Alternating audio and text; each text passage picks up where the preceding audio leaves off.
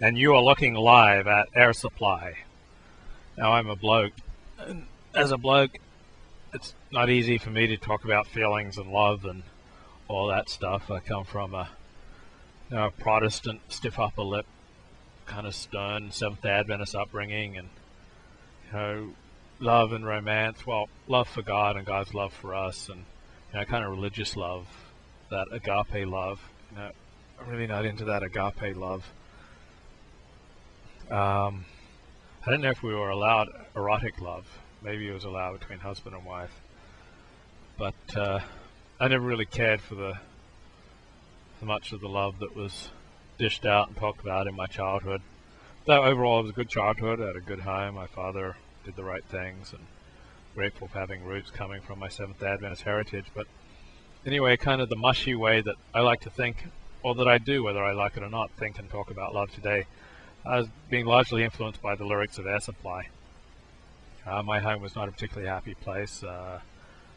My mother was dying of cancer for the first 4.5 years of my life, and then my dad remarried. And, it wasn't easy trying to create a new home, and we went off to England, and okay, there was a lot of trouble. So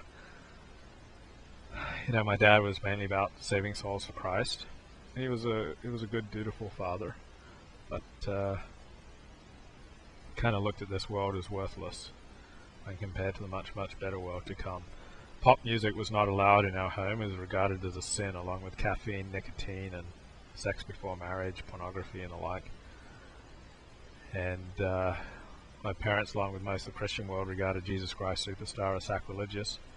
In late 1979, early 1980, my parents went away to Washington, D.C., and I started listening to pop music on the radio that I'd put under my pillow at night. And I quickly fell in love with the music of Air Supply. I remember my dad would talk about the Beatles as being satanic. So when I got to live away from home, that's when I had the opportunity to listen to the pop music and listen to Air Supply. And it was cool. It was life-changing. And with my parents away, I got more opportunity to talk to girls and flirt with girls and kind of start creating my own life a little bit outside of the shadow of being Desmond Ford's son.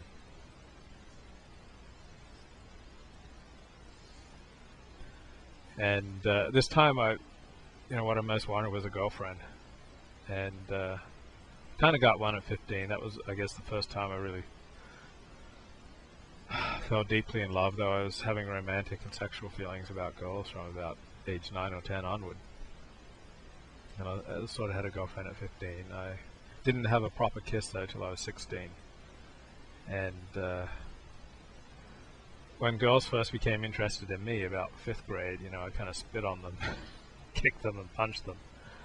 And my father's not into being hugged, and he's not a very physically demonstrative guy. So it took me a while to get over that and start hugging and kissing chicks, which I've been doing non-stop ever since. And this was the type of love that I dreamed about and felt, and love that Air Supply would sing about.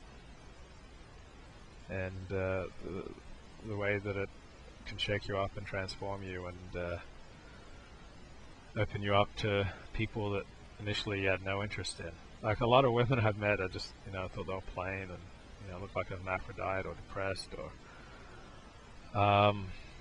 and then I get to know them and they become the most amazing woman in the world, and I become very erotically attracted to them.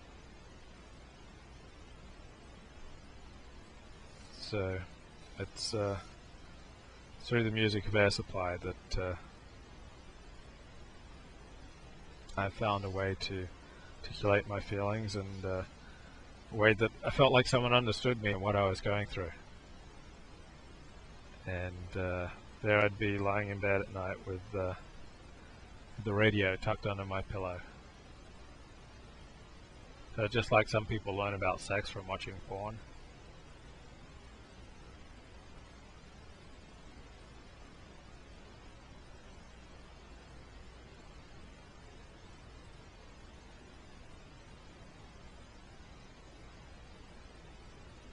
Thanks, guys. Graham Russell on the right, the big tall bloke, Russell Hitchcock. Finally got to see them in person 3 years ago. San Diego, they were playing a concert there. It's during the 10 days of mourning for the destruction of the Jewish temple 2,000 years ago, and you're not supposed to go to concerts, but I got free tickets and I snuck away with my 24-year-old Shiksa girlfriend who'd never heard of Air Supply. And she said afterwards there was the first concert she'd been to where people weren't standing up and dancing the whole time.